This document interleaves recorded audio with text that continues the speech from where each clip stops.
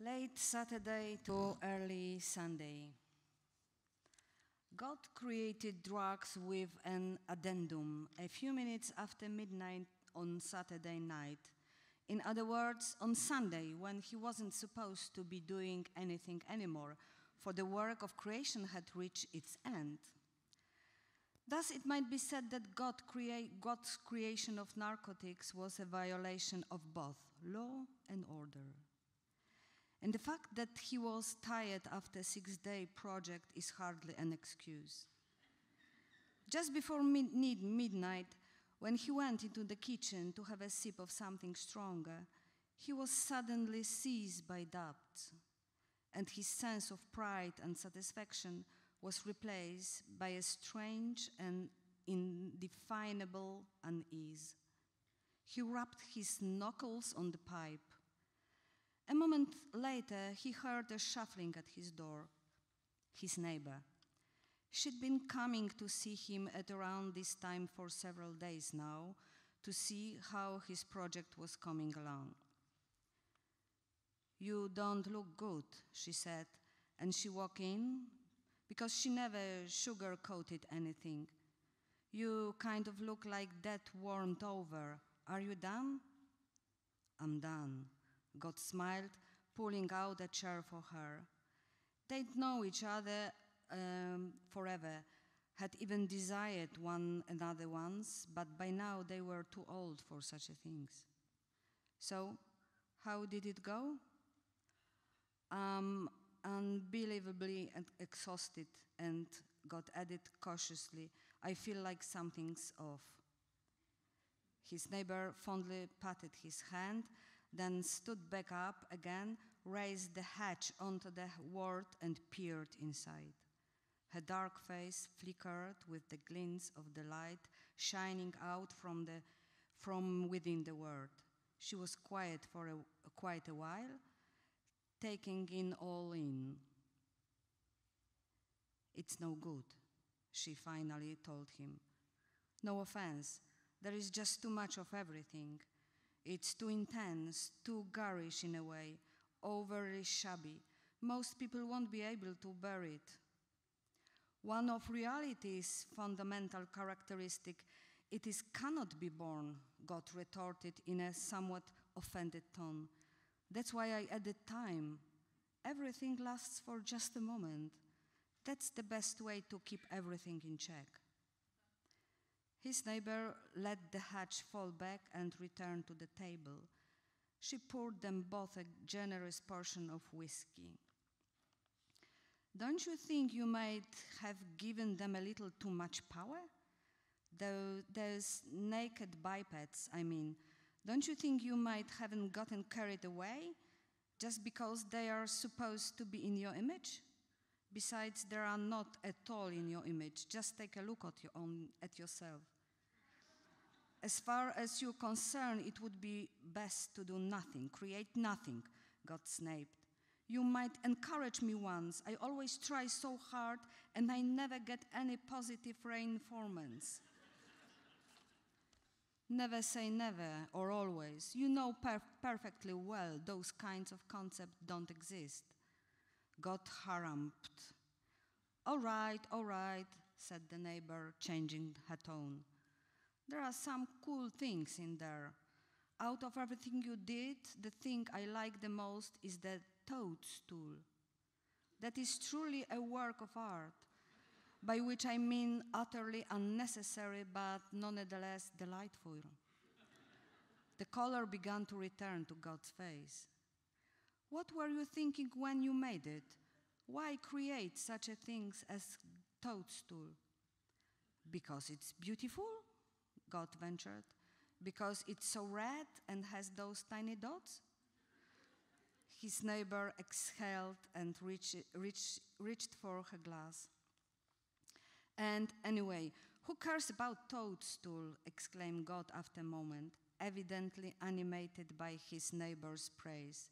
"Did you see its little wild cousins, the pointly psilocybins, relatives of its poor relatives, Did you see how thin their little legs are?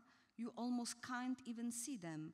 They couldn't do without those two, and yet they have them. Good spoke excitedly, but as he finished the last sentence, his enthusiasm began to wane again. Finally, he gave a heavy sigh. But in the end, there are only mushrooms. Overall, it just didn't turn out that well, did it? I screw it up. With human beings above all. They came out too anxious, aggressive at the drop of a hat, constantly dissatisfied and greedy. They ruined everything, and they themselves will be the ones to suffer for it. They will be calling me all the time from underneath that hatch, and I'll get sick of it. Come on, you can't just say you screw it up, said his neighbor after a significant pause. After all, if that's the case, then you can fix it. Where there is a will, it's too late now, it's Sunday. Oh, please, you are the one in charge. God gazed dully into the tabletop. Those mushrooms, let hold on to what you did do well, said his neighbor. What if you came up with a couple of special potions and sprinkled them over some of your work of art? To dazzle the humans a little, let them have some special moments? God glanced up at her. There was a twinkle in his eye.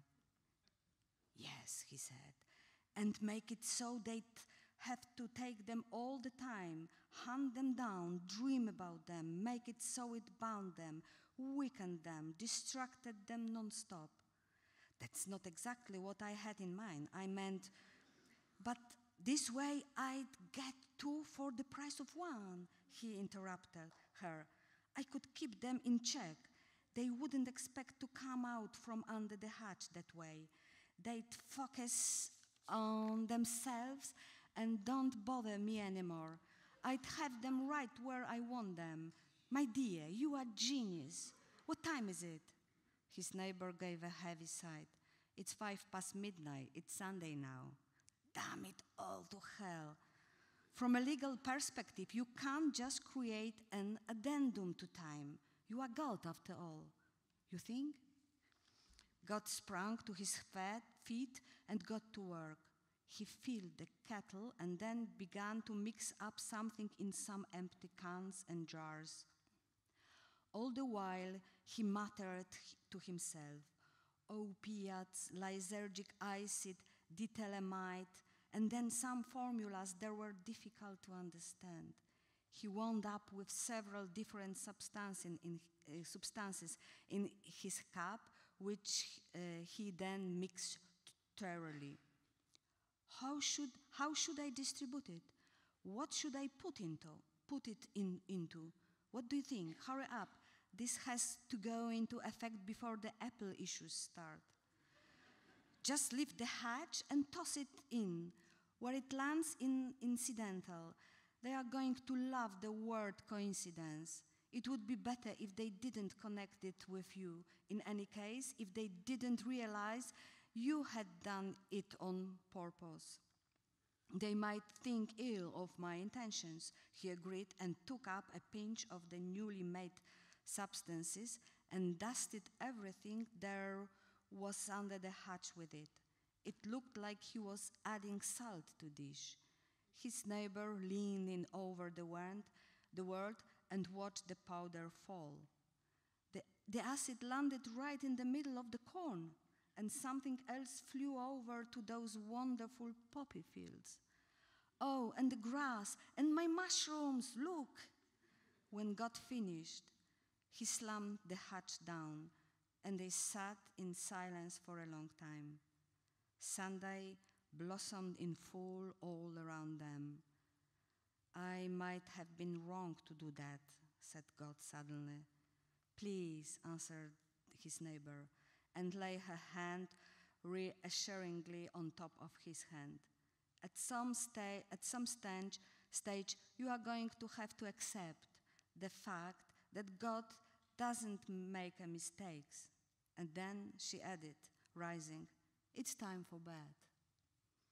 Thank you. Translated by Jennifer Croft. Thank you.